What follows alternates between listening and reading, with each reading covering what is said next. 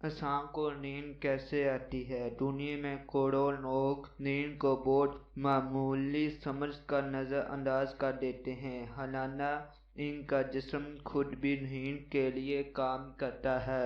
ماہرین صحت کے مطابق نیند کو نظر انداز یا پھر جنہیں نیند نہیں آتی ایسے لوگوں کے مستقل برائی میں مبتلا امکانات بڑھ جاتے ہیں۔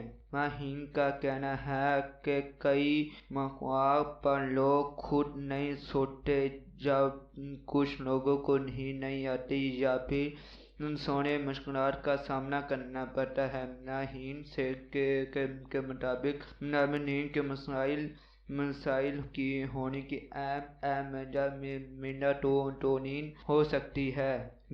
میلاٹونین دماغ سے گردن سے نکلنے والی ایک ہارمون ہے جو اندھیرے میں نیند کے جذبات کو ابھارتا ہے اور نصف شب 2 بجے کے قریب عروج پر ہوتا ہے۔ ماہرین کا بتانا ہے انسانی جسم میں بننے والا یہ ہارمون ہماری نیند کے تمام عملوں کا ذمہ دار ہوتا ہے اور یہ 80% سے زیادہ رات کو بنتا ہے۔ رپورٹ کے مطابق انسانی جسم میں دن کی روشنی میں یہ عمل رک جاتا ہے۔ ماہرین کے مطابق میلاٹونین ہارمون دماغ کو دن اور رات کے حصے سے سگنل بھیجتا ہے۔ ماہرین صحت کے قوام کے مطابق انسان کی عمر بڑھنے کے ساتھ ساتھ اس کے جسم میں میلاٹونین کی پیداوار کم ہونا شروع ہو جاتی ہے۔ ڈاکٹر وان کے مطابق بچوں میں میلاٹونین کی پیداوار انسانی جسم میں عروج پر